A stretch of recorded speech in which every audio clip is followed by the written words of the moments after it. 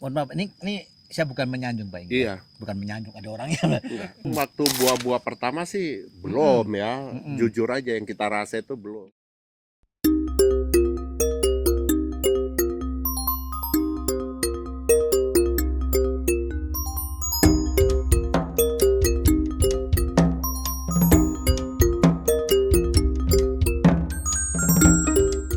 Mohon maaf, ini saya bukan menyanjung Pak Inggi. Iya. Bukan menyanjung, ada orangnya. Enggak. Kadang-kadang ketakutan orang gitu. Saya udah nyoba ini di Bangka. Heeh. Orang takut nanti rasa berubah, tidak ada rasa. Tapi ternyata Di sini boleh. boleh dan bagus. Memang waktu buah-buah pertama sih belum ya. Mm-mm. Jujur aja yang kita rasa itu belum. belum. Ini 2 kali lipat dari yang pertama kan. Tapi yang pertama aja saya review udah. Sudah oke, sudah nutup juga kan. Iya. Udah nyaingin Oci tapi Ya. mesti kalah tinggi lah sama Oci. Hmm. Tapi sekarang Oci tenggelam rasanya Hmm. sama ini. Jadi pantas lah kalau Super Tembaga itu Hmm. menjadi salah satu unggulan kita juga gitu. Hmm. Sehingga negara jiran tetangga kita juga mulai apa sih, siapa sih kayak Iya. gitu kan. Mulai tidak tergantung juga. Iya. Gitu. Iya, karena di Indonesia kan sudah cukup lama ya kita mulai mengembangkan durian Pak Iwan. Betul. Menurut Pak Iwan emang yang bisa gitu loh untuk paling nggak dibudidayakan dengan baik, dengan hasil yang baik. Apa? Ya, selama ini kan kami juga dari Yayasan Durian Indonesia Hmm.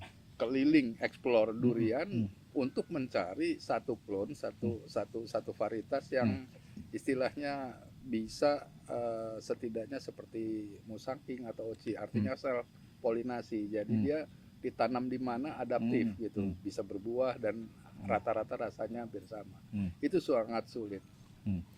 Baru salah satu contoh kasus adalah Super Tembaga ini. Super Tembaga ini saya sudah makan di luar habitatnya banyak.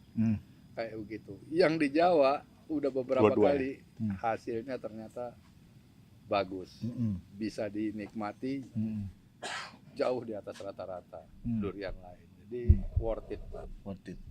Tapi kan pertanyaannya kan pertama orang petani Iya. baik kan orang ragu untuk bisa Yang manis ya, sama datang kopi. Biasanya yang ngasih kopi itu orang cantik, ini preman sini Sambil nyantai. sambil nyantai. Gimana tadi Mas? Jadi Pak Hengki sudah nanam kan? Iya. Sebenarnya permasalahan di Super Tembaga yang Bapak alami tahun per tahun apa sih kelemahannya, kelebihannya untuk berbudidaya Super Tembaga apa sebenarnya Pak Hengki? Itu saya bilang tadi yang cocok kan Super Tembaga dengan Oci itu. Sebab saya bilang gitu. Ya dia kayak Super Tembaga kurang, umpamanya kurang diurus, itu sama genjai dengan Oci pertumbuhannya. Oh gitu. Cepat sekali Mas. Yang itu baru usia berapa itu? Dari tahun 2021 Yes. itu. Sekarang hasil buahnya ini. Dan pohonnya pun udah besar. Jadi kalau nggak saya kurangin atas pun itu udah tinggi sekali itu pohon. Oke. Untuk Super Tembaga. Jadi saya bilang kalau untuk Super Tembaga apa ya kelemahannya belum saya jumpai, belum ada di kebun. Tapi kan kadang orang nanya ini apa? Percabangannya dia sering ini Pak. Ya. Kalau kan kayak gini nih, kayak gini nih Pak itu. Iya tahu. Gimana Pak? Ya itu kan dari awal kita urus, kita buat pruningnya seperti apa, apa perlu diikat boleh. Dan Super Tembaga ini kalau makin lama cara kita pruning itu makin lama pohon cabang itu makin turun. Makin turun. Iya ini contohnya ini kan turun nih. Oh ini Seperti pas yang kita tadi. di Super Tembaga ya? Iya. Ini pas kita di Super Tembaga. TW nih. TW itu Tapi cabangnya turun. udah turun semua ya? Iya. Kalau mungkin di awal-awal mungkin dia akan kelihatan naik. Naik. Tapi begitu usia 6 tahun dia turun. Turun. Karena berat daun, apalagi habis hujan dia tambah berat kan. Oh. Cabang tuh turun. Jadi nggak usah takut. Nggak usah takut. Produktivitasnya tetap tinggi walaupun Iya. V. Iya. Makanya jangan sering-sering pruning juga. Iya, biarin. Biarin. Nah, jadi kok daun lebat kan makin berat itu Mas. Yes. Oke. Turun sendiri cabangnya.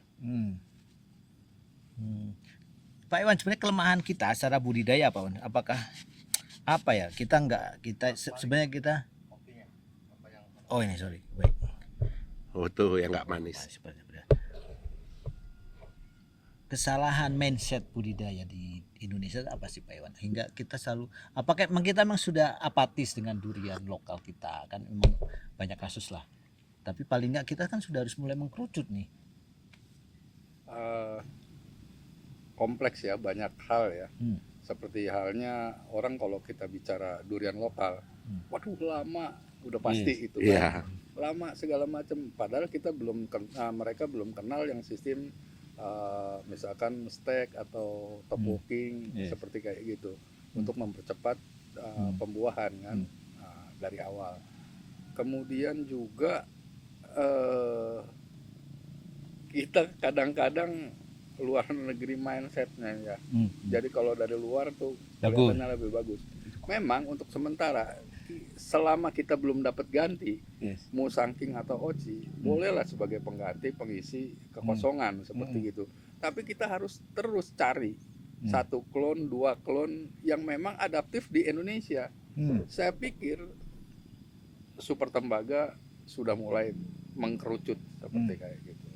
Nah, bukan tanpa masalah Super Tembaga juga, karena banyak juga ada yang bilang Super Untuk tes Tembaga sekalian kasih info. nggak enak katanya. Yes. Oci bilang. Nah, sama Sekalian dengan makan. Cumasi, kalau ini kita bicara di Pulau Bangka. Yes. Di Pulau Bangka asal usulnya Super Tembaga dan Cumasi. Kalau kita bicara Super Tembaga atau Cumasi di Pulau Bangka, kita harus tahu Cumasi yang mana, Super Tembaga yang mana. Yes. Karena mungkin bibitnya berpengaruh, budidayanya berpengaruh. Iya. Dari segala saya pencarian di sana, ternyata setelah beberapa tahun ketemu pohon-pohon yang memang luar biasa enaknya seperti kayak gitu, baik Cumasinya maupun Super Tembaga. Jadi kalau ada orang bicara Super Tembaga atau Cumasi nggak enak, kurang jauh mainnya. Oh, kurang jauh mainnya. Iya. Tapi Pak Hengki ini kok bisa langsung percaya bahasa Super Tembaga berani tanam gitu loh. Kan kadang orang mikir, aduh ini kan orang udah asumsi banyak sekali ngomong Super Tembaga itu bisa memiskinkan petani. Karena kita punya petani udah mikirnya, wah ini pasti nah kayak karena kita kan sudah pernah kasus durian durian matahari lah bilangnya aja, durian pelangi gitu. Iya. Nah, Pak Hengki kok udah yakin kalau Super Tembaga ini buat tanam pasti bagus nih. Karena apa Mas? Kita udah makan. Oh, udah makan. Udah pertama kali sebelum tanam kita makan ya Pak Iwan ya waktu kami ke sana. Jadi kami cari berapa kebun yang menghasilkan, kami tes. Jadi rata-rata buahnya itu bagus, enak. Memang seperti tadi satu pongge satu biji. Yes. Jadi dalam hati saya ya oke kalau ini. Jadi kita tes dulu buahnya, ketika enak tanam. Jadi untuk daerah, saya rasa Indonesia ini kan Bangka sama Jawa ini kan dekat aja tuh. Yes. Kecuali antar benua. Kalau di Eropa tanamnya bagus, di sini belum tentu Iya, bagus. betul. Jadi kalau sama-sama di bawah garis khatulistiwa, menurut saya itu bagus. Itu aja. Jadi karena Pak Hengki sudah tahu genetiknya bagus. Iya, kita Tapi tanam. waktu buah pertama memang sudah kelihatan oke atau emang? Ya buah pertama udah menunjukkan ya Pak ya. Sudah menunjukkan Ciri-cirinya. ada jejak Iya. ini durian enak gitu. Di rasa atau di Dirasa, dirasa. di buah. Jadi kita waktu kita pernah percobaan juga. Di topoki. Kita pernah rasa buah bawor Pak ya. Jatuhan pertama yang usia 2 tahun berbuah dulu. Kita tes itu malah kurang ya Pak ya menurut saya. Ya. Kurang dari rasanya. Jadi begitu kita tes tanam Super Tembaga buah pertama, yang kita tes lah itu buah pertama. Itu kan udah oke. Sudah oke. Menurut saya warna pun mulai jreng walaupun ada kayak pelangi dia ya kan. Ya. Nggak sama dia warna ya. Yang di topoki. Iya yang top walking punya. Nah dari situ jadi saya udah berani bicara sekarang kalau Super Tembaga oke lah tanam lah kawan-kawan. Kok menurut saya dan dia bandel Mas. Bandel ya. Bandel nanti boleh lihat yang di sawah itu di tengah-tengah kolam itu. Tengah-tengah Iya hidup sampai Hidup? sekarang hidup. kolam uruk Iya atas di atasnya Super Tembaga. Sehat. Kayak pulau. Sehat. Sehat. Luar biasa. Nanti kalau mau lihat boleh ke bawah situ. Boy, nanti kita ke bawah lagi. Jalan-jalan semakin sore semakin seru. Ini tanya nih senior saya nih. Kenapa kita selalu awal itu gagal untuk sebenarnya kalau kita nyari durian unggul saat Malaysia sudah mulai muncul musangking, kita pun sebenarnya 7-8 tahun sudah mulai nyari kan. Kita tahu lah durian matahari, sebut aja durian super tambaga, belum lain HP. Apakah sebenarnya kesalahannya di mana? Apakah emang sebenarnya itu durian tidak bagus, dikatakan bagus, apa memang teknik budidaya? Saya kira teknik budidaya sudah tidak, karena sudah boleh berbuah kan sekarang. Kesalahannya di mana waktu awal nyeleksi itu? Terutama varietas yang sudah dilepas ya, Yes. yang sudah dilepas. Jadi zamannya sudah beda. Pengertian rasa juga, rasa yang waktu dulu sama sekarang juga sudah beda. Dulu kita nggak terlalu mikirin creamy atau apa, yang penting enak manis kayak gitu. Oke. Nah, kemudian lebih ya, mungkin ada 130 varietas yang sudah dilepas dari Kementerian Pertanian untuk durian. Kalau menurut saya lebih ke pengakuan plasma nutfah. Jadi ini klaim ya, ini punya Indonesia seperti kayak gitu. Tapi belum mengkhususkan diri mencari klon unggulan. Seperti kayak gitu. Paling nggak setiap daerah itu punya nih klon. Padahal setiap daerah itu pasti punya. Seperti kayak begitu. Cuman masalahnya ada yang mau kerjasama untuk dikembangbiakan, ada yang mesti rahasiakan kayak gitu. Kayak kawan kita itu mesti rasain si bintang. Saya kira udah nyimpen di sini, ternyata masih belum juga. Sini belum dapat, Mas. Aduh. Kita minta yang amanah kan, yang barokah kayak barokah, gitu. Betul. Iyalah, jangan maling. Maling bisa, tapi jangan. Betul. Jadi persoalannya lebih ke daerahan ya. Kalau Dua Mandiri itu sebenarnya lebih ke daerahan ya. Jadi gini,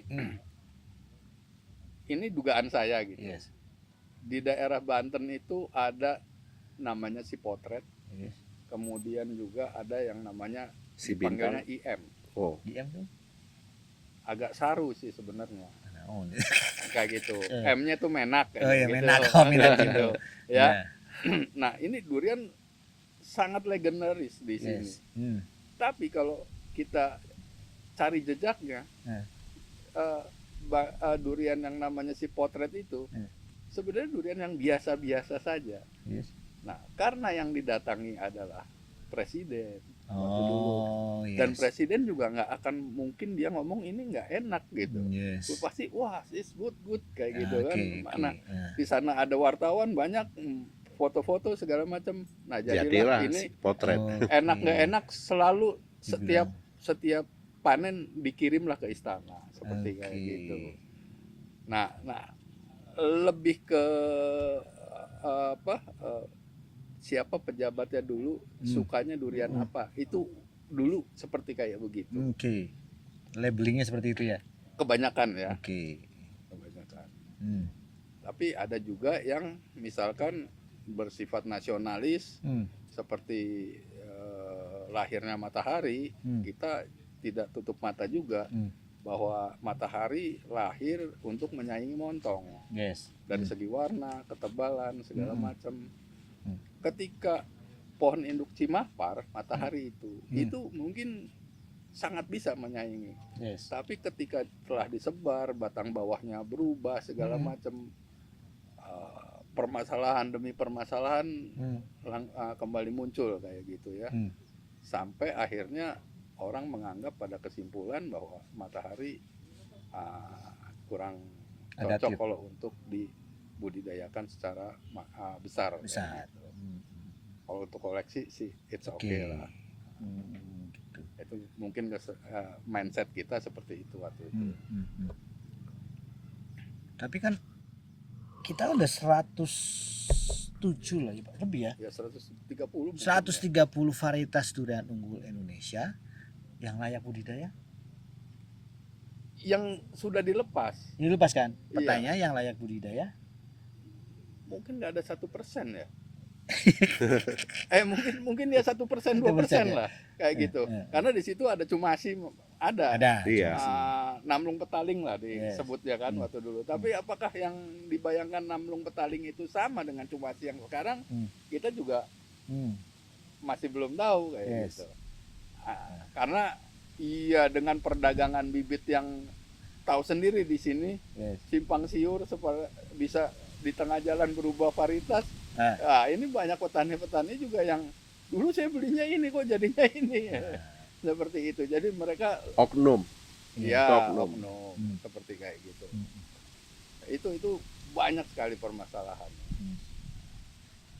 Oke, kalau menurut Pak Hengki sebagai pekebun itu, untuk kita kan pengen punya varietas unggul nasional gitu loh. Paling enggak setiap daerah punya. Mhm.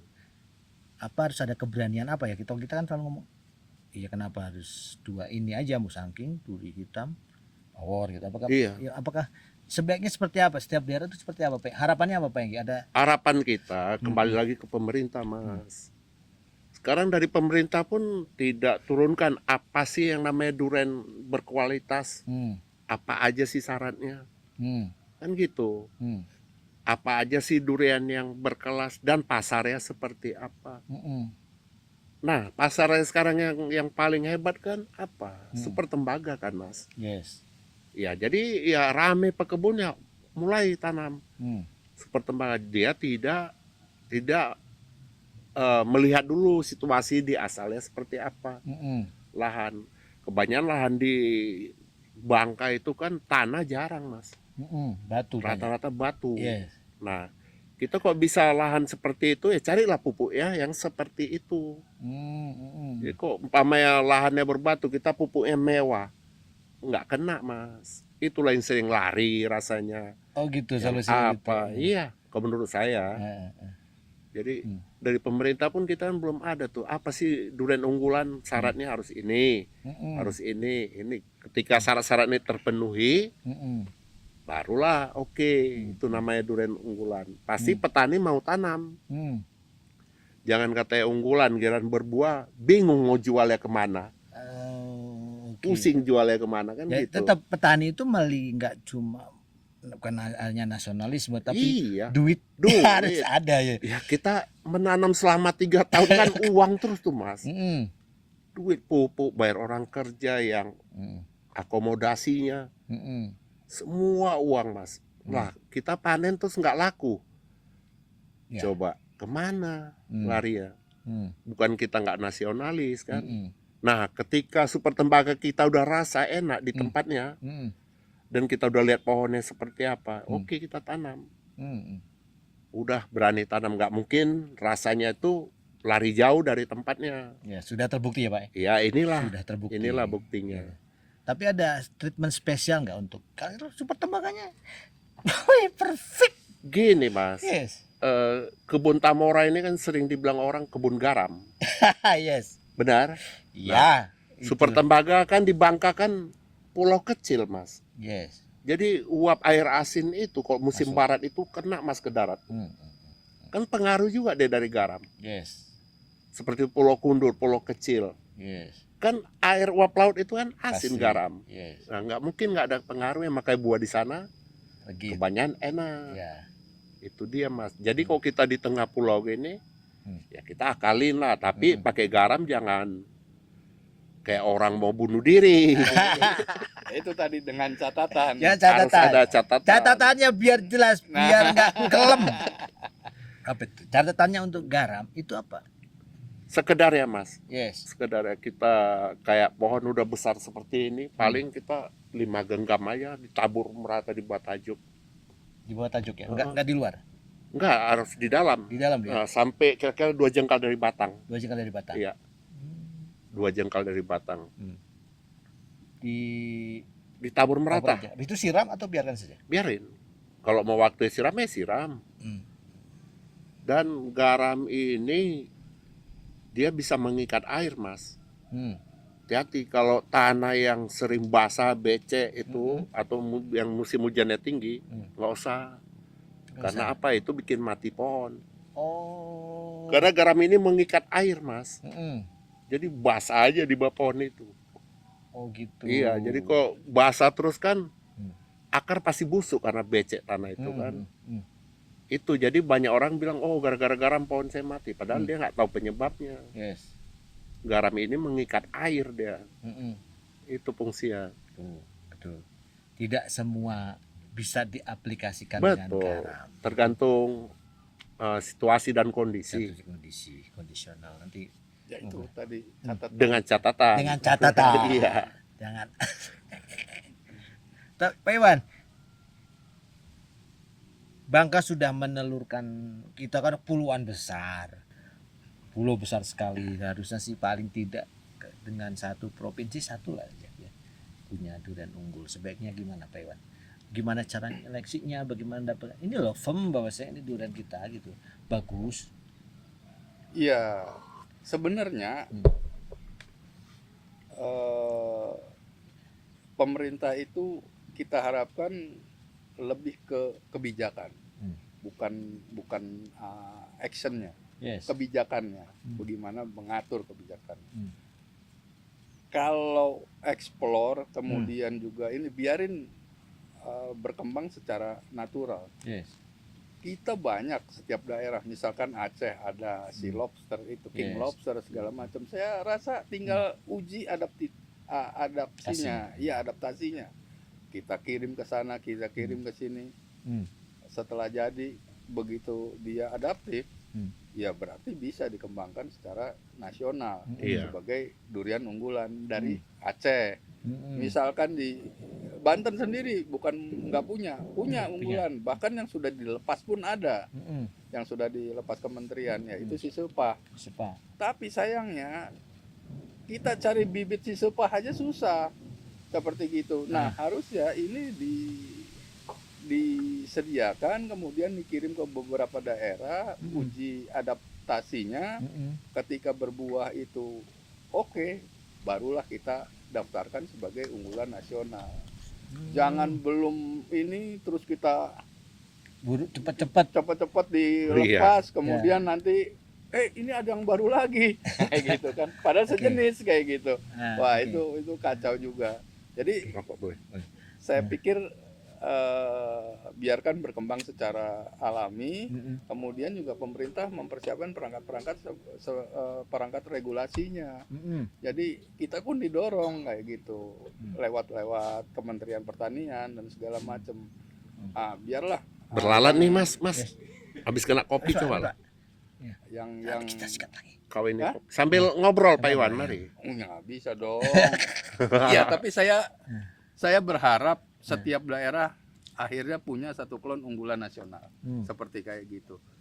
Itulah punten Yayasan Durian Indonesia berdiri, berkelana ke sana kemari, kita juga pernah jalan kayak gitu sama-sama untuk mencari klon unggulan nasional.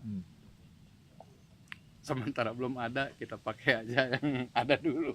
Seperti itu. Tapi kalau Pak Iwan mapping ya potensi durian di Indonesia, kalau misalkan mencari durian unggul itu lebih baik lebih ke apa ya, sifatnya lebih ke personal daerah tersebut apa kualitas secara umum gitu, kalau harus oren atau seperti apa? Karena setiap daerah saya kira juga punya perspektif lidah berbeda-beda kan dalam. Iya, kalau kita mengharapkan kebiasaan masyarakat, durian yang berwarna kuning atau orange dibanding yang putih itu pasti lebih menarik yang Kuning. warna kuning, seperti kayak gitu. Tapi bukan berarti yang berwarna putih juga Nggak enak. Ya. Saya pengen sekali-kali ketika ada kontes, ini saya memenangkan durian yang putih kayak gitu. Nah, selama ini yang kita temui bahwa putih itu cuma pahit kayak gitu. Belum ada blending rasa yang menunjang dia. Nah, ini kita terus cari. Tapi yakinlah kalau daerah juga menentukan dari misalkan kalau Sumatera, bagian Sumatera itu bagian yang garis Merapi gunung api, itu pasti warnanya tembago lah. Dia pasti dominan kuning seperti sepanjang kayak gitu. gugusan apa? Bukit Barisan. Ya, cincin Barisan, api itu ya. Bukit Barisan, yes. Sampai ke Aceh itu. Yes. Aceh juga yang Bahorok ke sini, wah itu cakep-cakep seperti betul. kayak gitu. Kemudian Jawa ya seperti itu, pembagian mineralnya mungkin lebih bagus, tapi Jawa untuk mungkin yang terjauh dari Katulistiwa itu Jawa, jadi mungkin warna agak kurang. Tapi tidak menutup kemungkinan bukan ini yang bagus-bagus juga ada. Yes. Seperti itu. Pasti setiap daerah tuh Hmm. ada unggulan-unggulan. Hmm. Tinggal kita gimana nih caranya nih. Hmm. Yang ini kita udah ketemu, tolong dong ada dicoba di sana, tolong dong dicoba di sini. Kalau nggak dicoba kita nggak tahu. Jangan sampai kita sudah daftarkan, ternyata banyak kelemahannya. Iya. Gitu. Dan kelemahan, saya tambah lagi kelemahannya dari dinas terkait. Umpamanya ada durian unggulan, dia nggak mau dia bagi. Nggak cepat ya. Nggak dibagi ke petani yang betul-betul petani durian. Mereka kan antar pulau, antar provinsi dia bagi tuh harusnya kan. Paling tidak 2 pohon. Ya. Jadi nanti diambil kesimpulan 3 tahun kemudian, Mas. Jadi kita tidak punya lembaga percepatan, Pak, nggak ya. ada. Kalau lembaga percepatan Nggak paling ada. nggak sekarang ini kan kita sudah punya database nih. Iya. Petani seluruh Indonesia. Ya sudah tinggal bagikan kan yang nggak nyampe 1000, Nah, paling itu dia. 500 orang, Pak ya. Itu. Makanya kita tetap kalah sama Thailand. Thailand kan didukung. Saya usul Indonesia itu punya Durian Research Center. Betul. Kita nggak punya loh. Iya ya.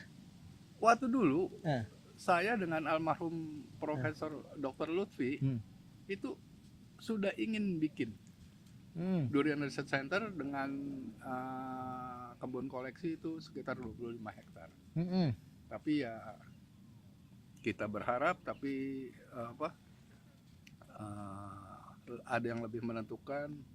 Prof. Lutfi Ya. nggak ada kayak Betul, begitu. betul, Jadi ya. tersendat lagi nih Dan lagi. kayak begitu. Tapi saya usul gimana kalau Sambil, kekuatan kita ini Disambil lalatnya tuh. bikin mendirikan Durian Research Center. Betul. Itu jadi database durian Indonesia, dan saya yakin dari mana-mana akan datang. Betul. Karena iya, emang itu harusnya punya, karena setahu saya Thailand sudah punya risetnya di Santaburi, Mardi juga ada. Indonesia emang benar-benar Nggak ada ya. Nggak ada. Dilepas, kita itu dilepas seperti orang ternak lembu zaman dulu. Zaman dulu. Dilepas saya gitu, cari makan sendiri, cari tahu sendiri. Jadi sulit, gimana mau maju? Ya. Nah, ada pernyataan, kenyataan juga. Sekarang saya punya quote gini. Sudah berapa juta batang pohon durian yang dibagikan gratis oleh pemerintah lewat dana APBN Yes. dan APBD, kemana sekarang hasilnya? Yes. Udah jutaan, udah pasti. Udah puluhan tahun. Iya, Udah puluhan. iyalah. Termasuk matahari dulu kan Iya. dibagi. Karena mereka hanya ngasih gitu loh. Yes. Ini Nggak dibimbing. ngasih. Tidak dengan saprodinya, pupuknya. Karena durian-durian model sekarang yang istilahnya di grafting itu harus memerlukan perawatan, Yes. pupuk, air. Petani kita kan pengennya tancap berbuah. Iya. Tinggal. Tinggal. Gitu. Tanam tinggal. Nah, itu- Balik-balik itu- nanti sama dibersihin kalau udah berbuah. Jadi harusnya satu paket itu komplit A sampai Z. Termasuk juga dengan penyuluhnya. Penyuluh yang khusus untuk durian gitu, bukan penyuluh yang ada sekarang. Seperti kayak gitu. Itu saya melihatnya apa ya? Budgetnya gede banget. Kan kalau Biaya lagi jatuhnya. Iya. masih ada yang misalkan ini mah sebagai contoh aja, tanam durian dari kecil udah pakainya KCL seperti kayak Yes. gitu. Sedangkan durian itu sangat anti sama klor. Yes. KCL itu sumber klor kayak gitu, ada klor. Nah, itu kan nggak disampaikan juga, nggak nyampe. Nah, inilah makanya kita juga sama, muter-muter ke sana kemari, bikin kelompok-kelompok kecil, Yes. sekedar hanya memberitahukan budidaya yang simple tapi benar kayak gitu. Itu aja untuk mencerdaskan petani-petani, terutama di daerah sinilah kita, di daerah Banten lah. Kayak Oke. gitu. Saya closing dari Pak Hengki nih. Udah ada nih. Ramai juga kita bicara. Kebun durian itu memang mahal. Saya tahu Iya. mahal karena kita merasa. Tapi paling enggak bagaimana berkebun durian itu yang low cost tapi bagus, terus bisa juga orang mau menanam durian lokal, paling seperti apa? Sebenarnya apa sih yang harus paling poin-poin aja yang kecil yang harus detailing di kebun durian apa sih Pak? Ya pertama dari jenisnya dulu Mas. Jenis seperti saya bilang tadi kan kayak super tembaga itu minim perawatan. Kos yang paling besar itu kan bukan hanya pupuk Mas, insektisida. Oke. Nah, jadi kita untuk mengurangi insektisida kan susah Mas. Yes. Ya kan pertama itu. Nah kita carilah jenis yang bandel. Apa itu super tembaga kok menurut saya. Super tembaga dan ya biaya-biaya lainnya seperti tadi saya pakai api untuk bersihin hama bagian batang. Itu kan meminimalkan insektisida, penggunaan insektisida untuk di tanah kita. Nah, terus ya hanya itu sih kalau menurut saya. Kalau untuk sistem perkebunan udah 100 pohon ke atas itu omong kosong kalau biayanya rendah. Yes. Nggak bisa Mas. Karena sampai detik ini pun kita cari SOP pun SOP sendiri. Yes. Nggak ada acuannya dari pemerintah untuk penghematannya apa aja pupuknya. Nggak ada Mas. Itu yang kesulitan kita. Yes. Saya bukannya anti pupuk kimia, boleh tanya Pak Iwan. Yes. Ada kawan-kawan kita yang punya kebun pakai itu pun kita nggak apa-apa, tapi harus jujur. Jadi kita bisa tahu penanganannya untuk selanjutnya seperti apa. Atau kita koreksi Iya. Kelebihannya. dosisnya, Dosisnya, atau apanya, kayak penggunaannya apa aja. Nah itu yang kita koreksi. Iya. Kita nggak anti. Nggak anti. Gitu. Kalau yang udah ya paling nggak kita koreksi. Iya. Mantap, terima kasih hari ini, terima kasih Pak Engki, terima kasih Pak Iwan. Ini ada konklusi menurut menarik buat saya nih kalau sebenarnya kita tuh butuh riset center ya. Iya, Itu. pasti. Tapi duitnya dari mana? Bisa Nah, aja itu lah. dia. Bisa aja lah. Duitnya dari mana? Ya tapi benar-benar perlu sinergi pemerintah ya. Semoga pemerintah kita kaya raya karena durian itu risetnya bukan setahun, tapi Iya, terus bertahun-tahun. Tambahan bertahun-tahun. poin. Apa itu? Kalau ada Durian Research Center, Yes. penelitian yang terdahulu itu akan terdokumentasi di sini Dengan baik. dengan Oke. baik ya. Oke. Jadi kalau ada sesuatu Oke. bisa dilanjutkan oleh penelitian Berikutnya. berikutnya. Sebelum ini kan, ketika ada seseorang yang meneliti kemudian ini itu kemudian terkena musibah, Siapa yang lanjutkan? Selesai. hilang. Benar. Kejadian itu fakta. Kejadian fakta. Di lapangan Iya. seperti itu. Betul. Kemudian dari nol lagi Nol kita, ya kapan kita mau ngejar gitu? Tuh, Nah itu. kalau pentingnya tidak kita kecelakaan punya- mungkin kita udah punya musangking merah seharusnya ya. Iya. Tapi saya punya bibit. Ya, aduh, ini travel, kamu cari bibitnya. Beneran, yang dari bijinya ya. Ay, Yang dari bijinya. aduh.